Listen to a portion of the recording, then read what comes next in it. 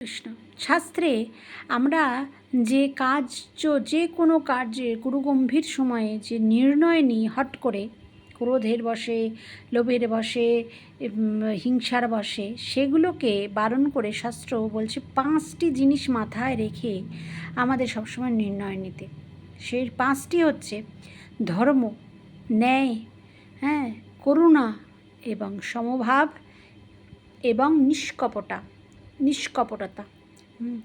তাই এর মূর্তমান বিগ্রহ হচ্ছে দ্রৌপদী। দ্রৌপদীর 5 পুত্রকে অন্ধকারের মধ্যে, মহাভারতে আমরা শুনেছি যে দুর্যোধনের কথায় প্রতিহিংসায় জ্বলে অশ্বত্থামা রাত্রির অন্ধকারে পঞ্চপাণ্ডব ভেবে হত্যা করে গেছিল। কিন্তু যখন পরের দিন রাজসভায় সবাই কৃষ্ণ আদি সব যজ্ঞ ফিরিয়ে এলে, পঞ্চপাণ্ডব যখন ন্যায় আসনে নিয়ে এলো, তখন সবাই দ্রৌপদীর দিকে তাকালেন এবং বললেন যে তুমি যা বলবে, একে কি মেরে ফেলবো আমরা?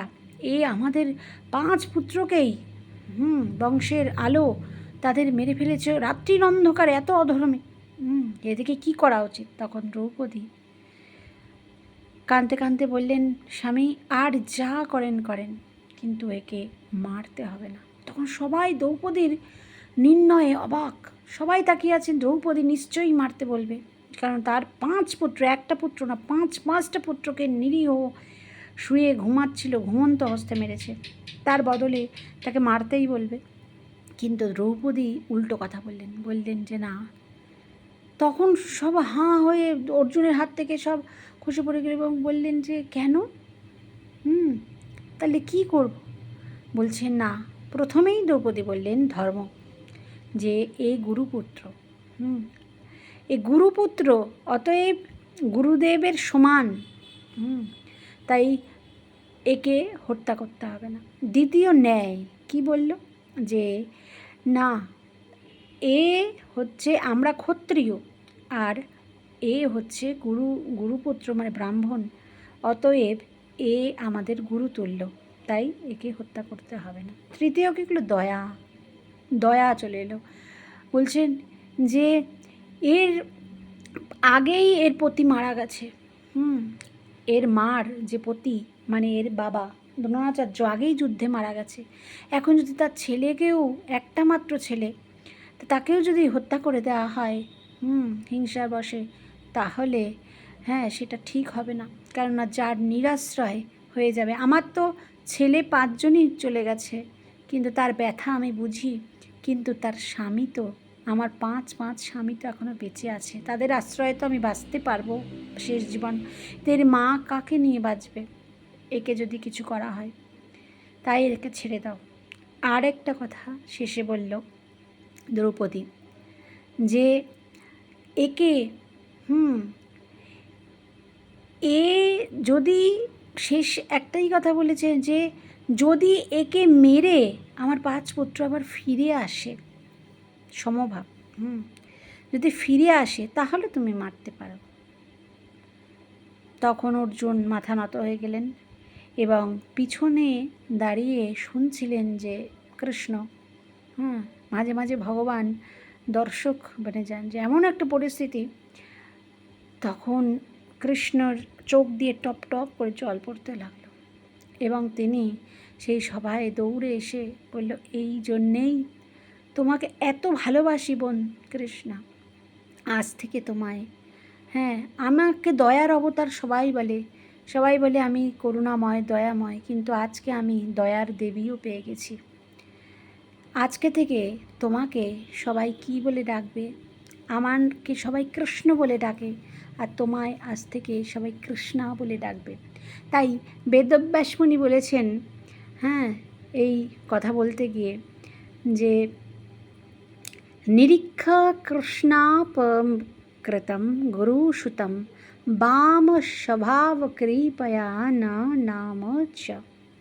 তাই সেইখান থেকে সেই দ্রৌপদী দেবীকে কৃষ্ণা রূপেই ডাকা হয়েছে। এত করুণা, যার ছেলে 5টা মারা গেছে, নিহত করেছে, যে সেখানে প্রতিহিংসা করা উচিত, যে তুই আমার ছেলে মানুষ করেছিস, আমার কষ্ট তুই ভোগ।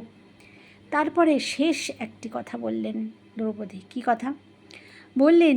যে এর মা, আমি পুত্র হারার যে কি কষ্ট সেটা আমি জানি। শত শত পুত্র, হ্যাঁ, একটা পুত্র যা কষ্ট সেই কষ্ট, কি কষ্ট সেটা আমি জানি। আর আমি চাই না এর মা, আমাদের গুরুপত্নী, তিনি এরকম করে আমার মতন কষ্ট আর কেউ পায়। তো এই হচ্ছেন বৈষ্ণবের হৃদয়, যেখানে ভগবানও নতি স্বীকার করে। ভগবানও দৌড়ে এসে তাকে বললেন যে আজ থেকে তোমার নাম, হ্যাঁ, তুমি দয়ার দেবী। হ্যাঁ, এই পরিস্থিতিতেও যে এইরকম দয়া নিয়ে বিচার করতে পারি, সেই হচ্ছেন রানী হওয়ার যোগ্য, সেই সঠিক রানী, হ্যাঁ, হওয়ার যোগ্য। এবং তখন দাড়ি মোচ কেটে অশ্বত্থামাকে ছেড়ে দেওয়া হলো। কিন্তু অশ্বত্থামার ভেতরে কিন্তু সেই হিংসার আগুন নিভল না, এই দয়াতেও নিভল না, সে কিন্তু দমল না। আরও ক্ষতি, আরও এই পঞ্চপাণ্ডবের মুখে জল পর্যন্ত যাতে না যেতে পারে, সেই জন্য শেষে অভিমন্যুর ছেলেকেও গর্ভের মধ্যে নাশ করার জন্য ব্রহ্মাস্ত্র ছুড়ল। কিন্তু ভগবান সেখানে চক্র এবং গদা ঘুরিয়ে এক অঙ্গুষ্ঠবৎ নারায়ণ হয়ে গর্ভে প্রবেশ করে তাকে রক্ষা করল। এবং কিন্তু ভগবান শ্রেয়ও নিলেন না। তিনি বললেন যে উত্তরার যে ভক্তি, উত্তরার যে ধর্মবোধ, উত্তরার যে ব্রত পালন, হ্যাঁ, শক্তি, তাতেই উত্তরা বেঁচে গেছে, আমি বাঁচাই। ভগবানের একটি লীলা। তাই দ্রৌপদী কোনো মানে ইন্টারেস্টিং কোনো চরিত্র নয়, বোঝার চরিত্র।